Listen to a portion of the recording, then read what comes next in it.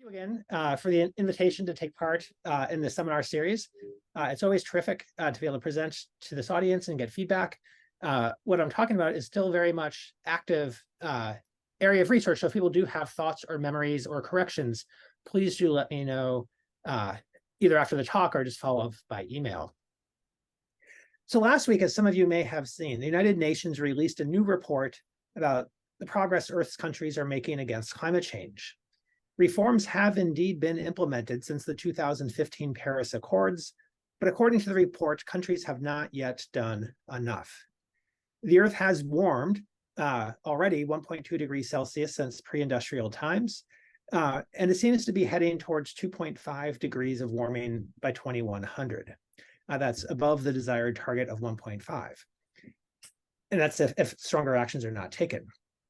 Now, one of the things that is frustrating for everyone who's involved in this, as the report indicates, many creative and actionable solutions to overcome challenges are ready to be implemented. There is much that we know that we could do. We're just not fully on board with doing everything that we could be doing, and there's probably much more that we haven't even imagined that we could do. Now, last week in his seminar, Bert asked the question, why are epidemiologists so bad at epidemics? Following that lead, I could have retitled this talk, why are we all so bad at climate crises? And the basic question here is, what will it take to motivate individuals, communities, corporations, and countries to take the kind of decisive action that could prevent the worst effects of global warming? Again, as the report indicated, it's not a question of not knowing what to do, it's a question of not fully implementing the stuff that we do know how to do. Now, health scientists have assumed for decades that they could provide some motivation that would inspire people to take action. For instance, in 1989, a local and prominent physician, Alexander Leaf, published what I'm pretty sure is the first long review of the problem of the health effects of climate change in a medical journal, in this case, the New England Journal of Medicine. He reviewed the literature. I'll say more about this later on, but he believed that global warming could bring disastrous consequences to health. As a result, it was the special burden of health professionals. They had to educate themselves, the public, and government officials. And as he concluded, only an educated and aroused public is likely to force antiquated, nationalistic political systems to cooperate in promoting family planning, energy conservation, and the protection of the global environment in time to prevent the direst possibilities. So Leaf thought if we simply educated people, action would surely follow. Now, in the 34 years since Leaf wrote, thousands of scientists in many countries have taken up that mission of documenting the health effects of global warming. Very important work has been done here at the School of Public Health, both in epidemiology and in environmental health. Now, an optimist could argue that this work that has been done has contributed to the political will that led to the Paris Accords, and progress has been made since that time. But a pessimist could argue that it's clearly not been effective enough. We're heading towards 2.5 degrees Celsius of warming. And part of the problem here is that climate science, like so much of environmental health, has been targeted with aggressive critiques by interested parties. And as I'm sure you've all seen in the news, many prominent politicians in the United States continue to dismiss climate change as a hoax. So to try to understand what has gone wrong here, I've begun to study the early history of climate health research. Now, as you'll see, the really foundational developments in the field took place in a narrow time range of just a decade between 1979 and 1989. And as I'll describe, one of the features of that literature was an enormous amount of scientific self-doubt. Scientists compulsively discussed the limits of their data, the limits of their models, and the uncertainty of their conclusions. And that, unfortunately, then set the seeds for the subsequent campaign by industry parties to orchestrate doubt in climate science, which they have done with great success. And so one of the questions here was, when the scientists were compulsively discussing the limits of their data, were they just being conscientious scientists, or was something more nefarious already at work? And so I hope that by understanding these early dynamics, it might be possible for scientists and activists working today to strategize about how to make their case about climate change more powerfully and more effectively. So going back to the beginning of this, historians continue to bicker about who deserves credit for discovering global warming.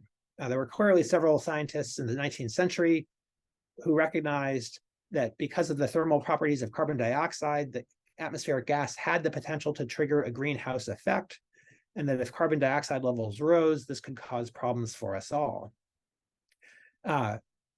It's certainly the case that by the 1890s, two Swedish scientists, Svante Arrhenius and Niels Ekholm, argued that fossil fuel combustion had already begun to increase the concentration of carbon dioxide in the atmosphere, and that this would surely increase global temperatures.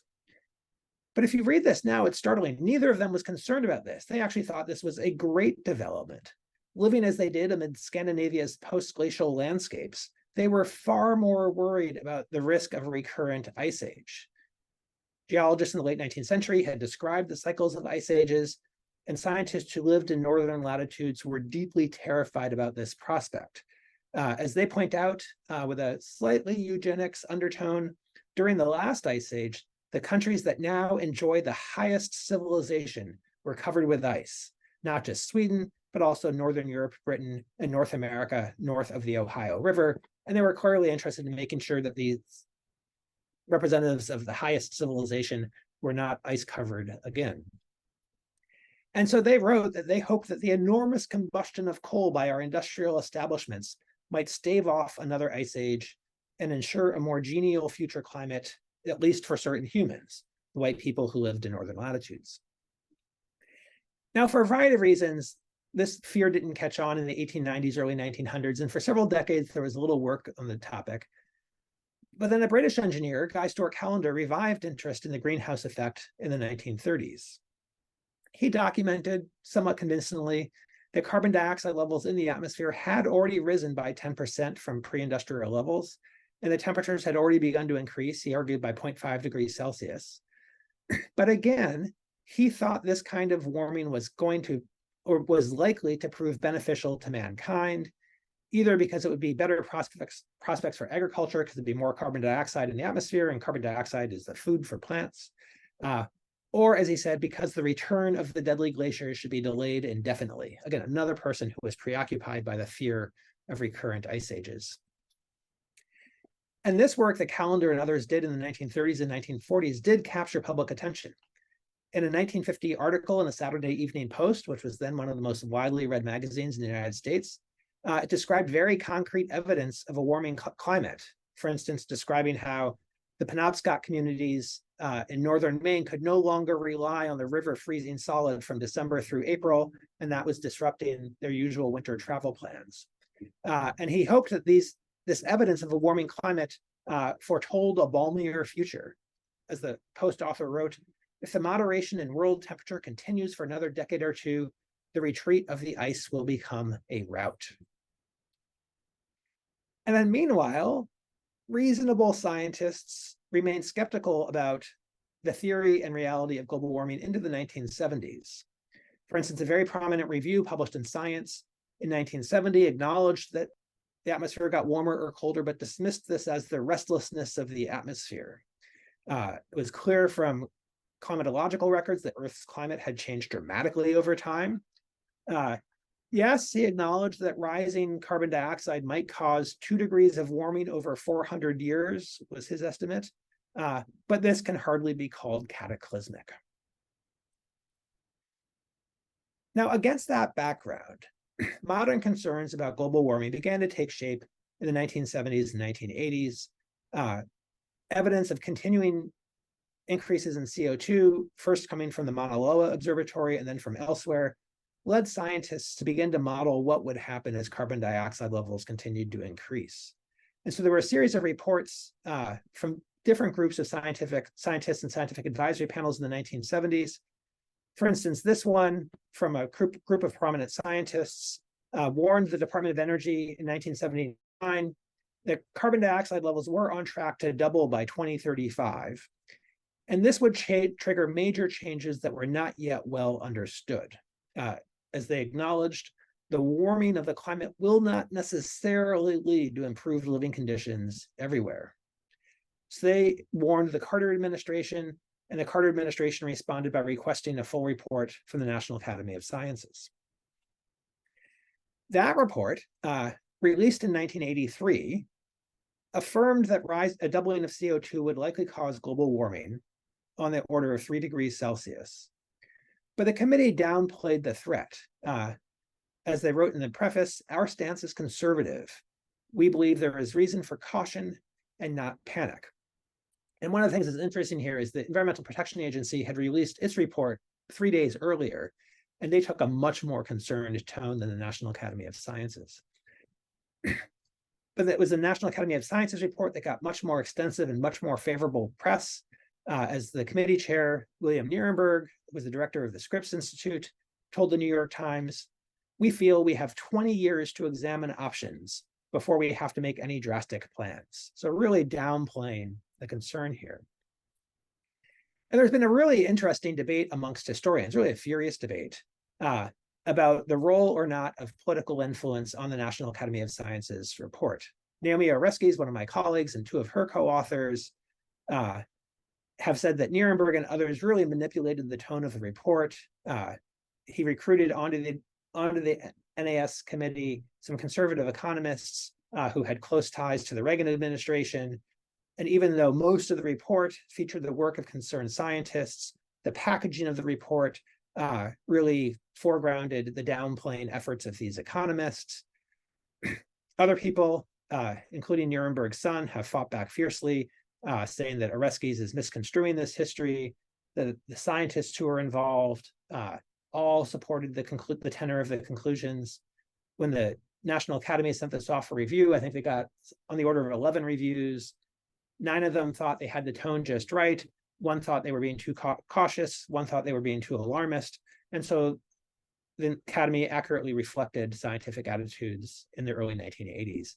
I don't know which of those versions of the history is closer to the truth. But it's striking the way in which you do see these prominent reports, especially coming from people associated with Department of Energy downplaying the risks of global warming. And so the National Academy of Sciences report in 1983 reassured the American public and American politicians for several years. But this reassurance was disrupted at Senate hearings in June 1986, when the now very famous climate modeler James Hansen testified before the Senate, predicting that there would be a 1 degree Celsius rise by the 1990s, and if no action were taken, a 5 degree Celsius rise by 2050, which everyone agreed would be catastrophic. To bring the issue home to the senators, he said that a city like Washington, D.C. would face many more days of extreme heat each summer if current trends continued. The people in the Senate, and it wasn't just Democrats, both Democrats and Republicans at these hearings were concerned, and they commissioned the EPA to produce a full report exploring options for stabilizing carbon dioxide. Now, as these fears emerged in the 1970s into the 1980s, health had occasionally been part of the concerns. The earliest one I can find is in 1971, Frank Ellis, who was a British expert on tropical medicine, spent a year on sabbatical in the United States, studying the history of heat-related mortality in the US. And in 1971, he led a workshop at the National Institute of Environmental Health Sciences about the problem of heat-related mortality. And mostly as a footnote, right at the end of the report, he said, the US does have a problem with heat-related mortality, and it's going to get worse. And he cited a recent climate workshop that had been hosted at MIT and said the Earth's atmosphere may be expected to warm up even more during the next 30 years. And so this was a very early warning about this, but it was a bit of a voice in the wilderness. A much more detailed discussion came in 1979, when the World Meteorological Association, which was starting to get concerned about global warming, hosted the first World Climate Conference. And at this conference, there was a German biometeorologist, Wolf Wehe. I'm not sure how you pronounce that name. Bert could probably help me out. But he described, most of his discussion was documenting the very complex relationships between weather, climate, and health. That's what biometeorologists knew well. But then after 50 pages spent reviewing these known relationships between weather and health, he asked what would happen if, as a result of man's activities, Earth warms in the near future. And so here he's trying to generalize from known relationships between weather and health to predict what might happen in a warmer world. He says the resulting hazards for man's health would be, first, the added heat with all of its consequences in the ecosystem, and secondly, the larger carbon dioxide concentration and the effects that might have directly on human physiology. He also warned that this global warming could affect food production and the distribution of disease vectors. Now, his conclusions here were mixed. He pointed out that man is highly adaptable to new or changing circumstances and has the ability to utilize the resources in nature in many ways to further his health and well-being. Essentially saying, if the climate changes, we're adaptable and we can adapt. But then he continues, man has gone far in this drive for comfort and health, with the net result that adverse developments are beginning to hit back at him. One day, these adverse developments may endanger the fragile balance of man's health control systems, both natural and artificial, with a reduction of well-being and a recurrence of diseases. And so even though he hedges, he does finish with a strong warning about what might happen. But many of the reports that followed continued to pay little attention to health. The National Academy of Sciences report discussed 3 possible dangers of global warming: direct effects of heat, shifts in vector-borne diseases, and the toxic effects of carbon dioxide. But then it backpedals, says, well, if the climate changes, some places will suffer, some places will benefit, some places will get hotter. Russia has always thought global warming would be good for Russia. And he also emphasized that humans had learned to thrive across a wide range of comments. The report included a chapter by now somewhat notorious Harvard economist Thomas Schelling, who said, look, 3 degrees Celsius warm, that's small change. Humans safely inhabit an enormous range of climates. People live in Africa, people live in Alaska. The temperature change between those climates is far greater than 3 degrees. Not a problem at all if the Earth ranges by 3 degrees. And people often move between climates during their lifetime. Someone might move from Boston to Phoenix. That doesn't cause a problem. Why would anyone be concerned about 3 degrees of warming? Now, the first detailed report I have found by US scientists on the health effects of climate change was released in 1985. And so in the 70s, the Department of Energy had established an Office for Carbon Dioxide Effects, which almost got killed off by the Reagan administration, but managed to survive. And they realized that if carbon dioxide increased, there would be both direct and indirect effects. It was hard enough modeling the direct effects. Trying to figure out the indirect effects was even more complicated. And so they commissioned a study to figure out what kind of knowledge of the direct effects do you need in order to model successfully what the secondary indirect effects will be. And for reasons I haven't been able to figure out, this report was assigned to Margaret White, who was a scientist at Lawrence Berkeley Laboratory. She spent most of her year as a cancer pathologist, a radiation biologist, studying the effects of radioactive testing on the epidemiology of cancer. And so she does this report. The report has chapters about the effects of CO2 on fisheries, on forests, on water, and health.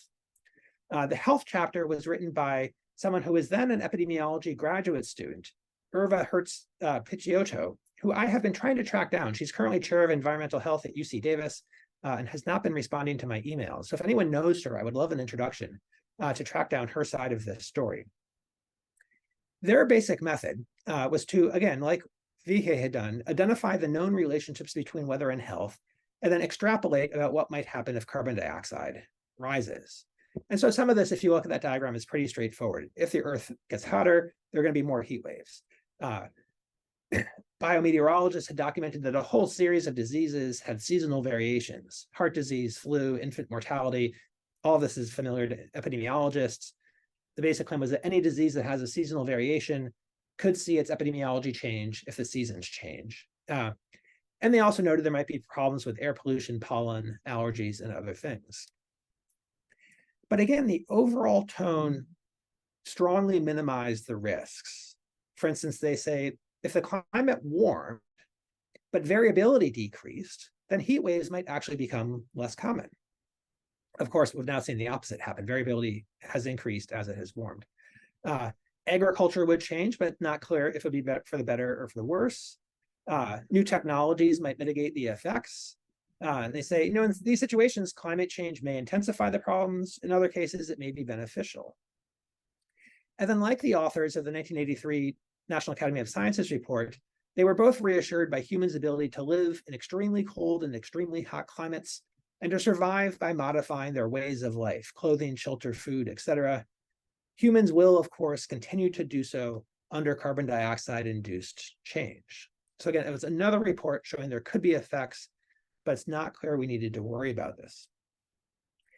Now, as I said a minute ago, in 1986 in June, James Hansen startled the Senate by warning that the effects of climate change could be visible within a decade. The Senate commissioned reports from the EPA. Another one of the witnesses who was at this hearing was this guy, Andrew Maguire, who was a political scientist who had trained at Harvard, had served in Congress for a while, and by this point had become a prominent environmental advocate. And in his testimony, he again described the specific health effects: heat, ozone depletion, air pollution alerts, extreme weather events, damage to crops, and malnutrition.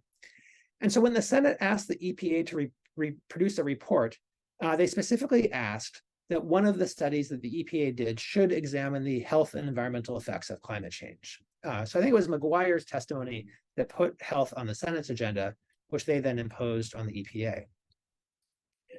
So the EPA commissioned a series of studies, 50 studies total as part of their report. 3 of them were focused on health. So for instance, one of them was done by another US-based biometeorologist, Lawrence Kalkstein, who was on the faculty in Delaware. And he tried to predict urban heat mortality. And again, his basic method was similar to what others had done. There was a lot of existing data about the relationship between climate and mortality in American cities. And so for instance, if you look at the figure in the top right, where you see the curve going up, that's how mortality rates in New York City change with temperature.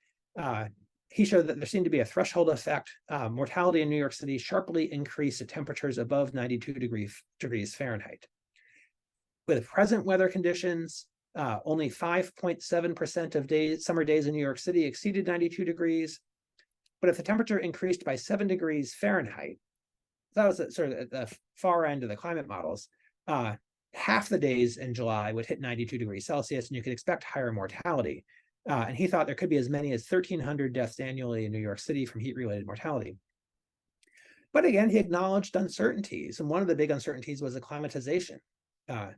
That dot plot in the bottom right is the data from Jacksonville, Florida. In many southern cities, there was no relationship between temperature and mortality, presumably because populations in hot cities were acclimated to the hot weather. And so he asked, might New Yorkers achieve a similar détente with the heat that the inhabitants of Jacksonville had? He and his team were skeptical because of differences in urban infrastructure. He thought that it was improbable that New Yorkers will become as totally insensitive to hot weather as Jacksonville residents are today. The other 2 studies commissioned by the EPA looked at the impact on disease vectors, but they were more ambivalent in their conclusions. They said, yes, as the climate warms, disease vectors will move, but they'll move into some places and they will leave other places. And so you'll see incidence of disease increase in some places, decrease in others. There was too much uncertainty in the models. The current climate models in the mid-'80s didn't have much regional specificity. So we really don't know enough to model, so it wasn't clear that there should be a cause for concern. And when the EPA submitted its final report to Congress in 1989, the foreword, written by a non-scientist political appointee, downplayed the threat.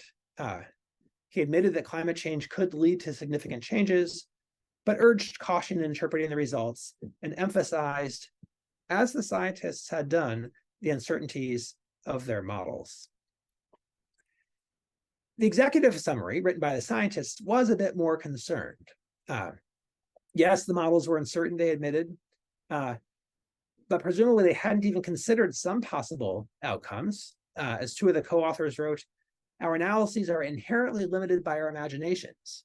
Until a severe event occurs, such as the severe droughts of 1988, we fail to recognize the close links between our society, the environment, and climate.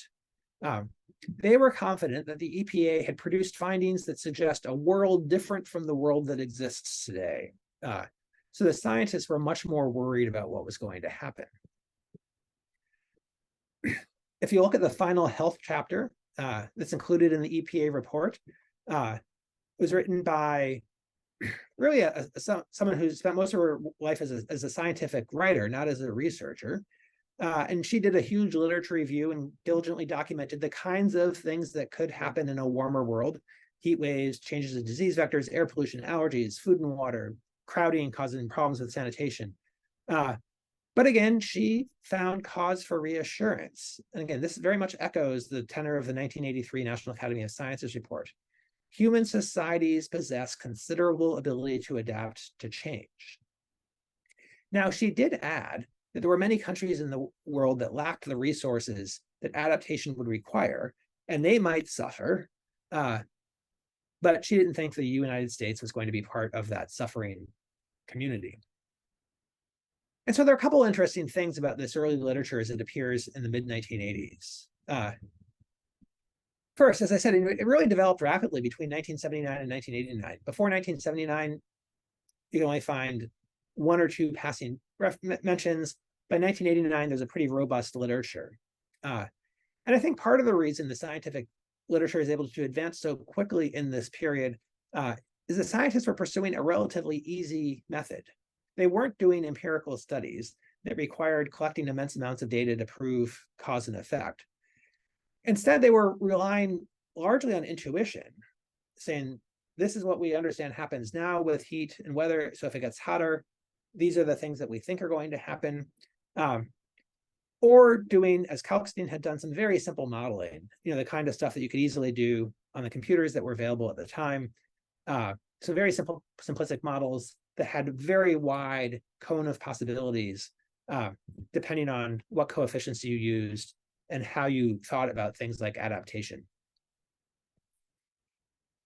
And then the second interesting thing, as I mentioned at the outset, is the authors are always minimizing the significance of their findings, either citing the uncertainty in their models or humans' ability to adapt.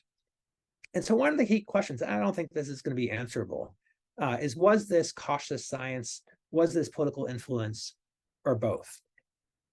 Now, the science here that these people were dealing with was admittedly difficult. They were trying to model the health effects of climate change, and those models were built on top of climate models that were predicting how climate would change in response to CO2. So they had sort of second-order models that they were working with here.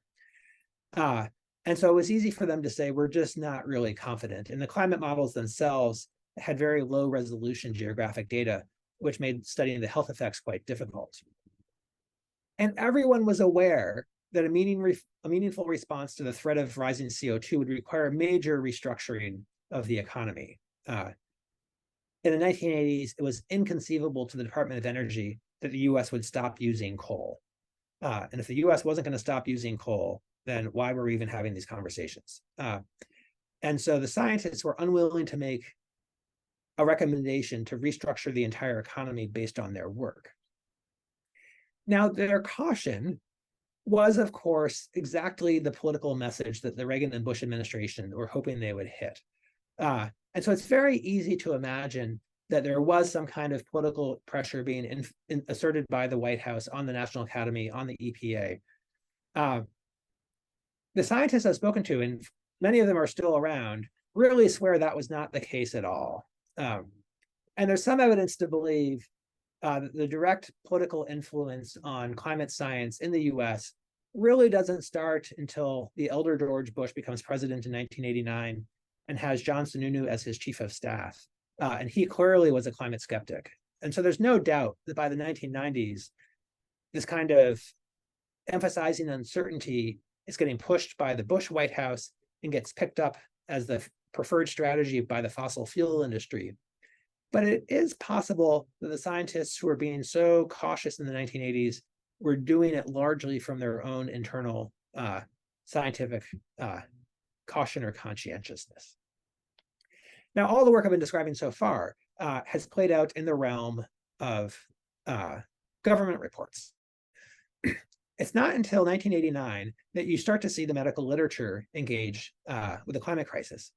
And when it does, it's much more aggressive in its advocacy than these various government reports had been.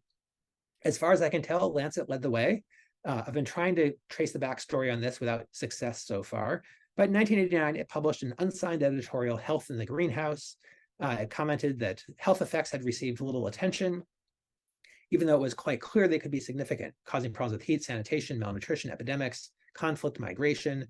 They acknowledged uncertainties. As they say, changes in disease distribution are difficult to quantify with any certainty, but the Lancet felt that this did not justify an action. Remedial measures are needed now. The expense may be considerable, but the cost of doing nothing is incalculable. As I mentioned at the outset, Alexander Leaf published his article in December 1989. He had been active in Boston with Physicians for Social Responsibility and International Physicians for the Prevention of Nuclear War. He had written important articles about the health effects of nuclear war, and that got him interested in the environment and the many threats the environment faced in the 1980s, and that got him to global warming. He acknowledged that the health consequences of global warming are potentially great, but are currently speculative. So he admits the uncertainty, but that did not stop him. His review goes through and talks about the increasing number of hot days, air pollution, ultraviolet exposure, food shortages, changes in infections and vectors. He said, yes, adaptation was possible, but he called on physicians to act. As he wrote, scientists gave physicians a mandate to be the guardians of health. Global warming could bring disastrous consequences. This becomes our special burden. They had to educate themselves, the public, government officials, in hopes that an educated public would demand action. And so 1989, it looks like these kinds of arguments are starting to get traction. Many subsequent reports followed this lead. The Intergovernmental Panel on Climate Change had been set up in the late 1980s. IPCC released its first assessment in 1990. It said that major health impacts are possible due to heat stress, spreading infections, threats to the food and water supply. All the literature is all very much on the same message. But again, it led with caveats about the uncertainty of this science. World Health Organization released its first report on climate change in 1990. It noted that precise predictions cannot be made, and again, that humans have an extraordinarily high capacity for individual physiological, intellectual, and social adaptability. WHO thought humans would easily adapt to global warming, and it adds this amazing comment. They weren't even concerned about the ozone hole. If UV exposure increased, humans would just simply increase their skin pigmentation. So no cause for concern. Now, one challenge for this was the difficulty of this kind of epidemiological research. And one of the sort of interesting characters in this was a physician epidemiologist, Tony McMichael, who some of you might know. And he was beating the bandwagon on this from a very early stage. And he wrote a whole series of pieces in the late 80s, early 90s, warning epidemiologists they were going to have to up their game to figure out how to engage with this problem. He said the problem with climate health studies is there were very few empirical studies of the effects of climate change because you were mostly trying to understand a projected future problem. You had to rely on computer models with all of their uncertainties. And so he called on epidemiologists to develop new research methods and strategies. He said climate health connections were often frustrating. This was not the world of Koch's postulates. They lacked the mechanistic directness of effect that epidemiological research methods are best equipped to study. He called on his colleagues to move beyond the traditional reliance on empirical data that describe the past and into an anticipatory mode that uses predictive mathematical modeling of complex systems. This in turn will require new approaches to the handling of uncertainty and the communication of uncertainty to policymakers and the public at large. And you all know much better than I do the extent to which the field has risen to this challenge. Now, by the mid-1990s, the situation becomes a bit easier for epidemiologists because global warming had gotten worse and had started to produce arguably measurable effects. And so the second IPCC assessment in 1995 was much more detailed than the first. As it argued, adverse consequences had already begun.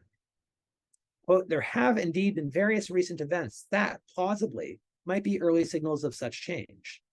The increased heat-related deaths in India in 1995, the changes in the geographical range of some vector-borne diseases, the coastal spread of cholera. Could these be early indications of shifts in population health risk in response to climate change? As they acknowledge, of course, it is not possible to attribute particular isolated events to a change in climate or weather pattern, Other plausible explanations exist, and a number of different factors may combine to produce each event. But by the second IPCC report, they're becoming increasingly willing to say, this has already happened. We have moved from modeled futures into a measured present reality. And of course, in the 30 years since then, the empirical evidence base of the adverse health effects of climate change has grown enormously.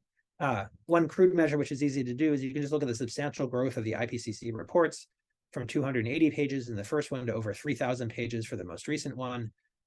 Health was really an afterthought in the first IPCC report. By IPCC 6, it has its own health chapter, 130 pages, 1,500 references. The sophistication of modeling and the sophistication of attribution science has increased enormously over the intervening 30 years. By the time you get to the sixth report, you see much more confident writing. They say climate change has adversely affected physical health of people globally, very high confidence. Projected impacts remain even more dire. IPCC projected 250,000 deaths per year by 2050, attributable to climate change, with more than half of that excess mortality projected in Africa. Now, again, is 250,000 deaths a big year or not? The baseline is 12 to 15 million deaths a year. So again, it's not a huge share of global mortality, but it's a share of global mortality that in principle could be prevented, or could have been prevented had we acted 30 years ago. But IPCC says the time for action is now. Any further delay in concerted global action on adaptation and mitigation will miss a brief and rapidly closing window of opportunity to secure a livable and sustainable future. Very high confidence. Now, despite the improving science, this is my last few slides, there are challenges here. There are huge problems with data infrastructure. I spent many hours over the summer, and I suspect some of you did as well, talking to health journalists about heat-related mortality.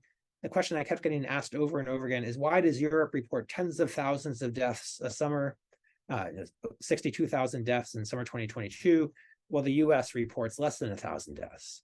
Is this a real difference because the US is better air conditioned, or is this because the US is vastly underreporting heat-related mortality? It's probably a little bit of both. Now, some scientists have gotten very frustrated by all of this. They will say, look, despite extensive evidence of the adverse effects of global warming, Earth is not taking substantial action. In January 2022, a group of scientists threatened to go on strike at End Doing Climate Research, saying we know enough, no further research is needed. Further research is pointless. If politicians aren't going to act, we simply need to act. Now, I assume that everyone in this room has not given up, and people are committed to continuing to document the ever-growing impacts of the health effects of climate change. The problem has clearly proven far harder than Leaf had imagined it would be back in 1989. But I think this kind of historical review suggests a few possible strategies here. So one thing that could be done, because the basic content of, if you look at a review of the health effects of climate change now, it looks quite similar in basic narrative content to what was written 30 years ago. They talk about heat waves, they talk about vectors, they talk about the food supply. But you can still distinguish the present work from the past.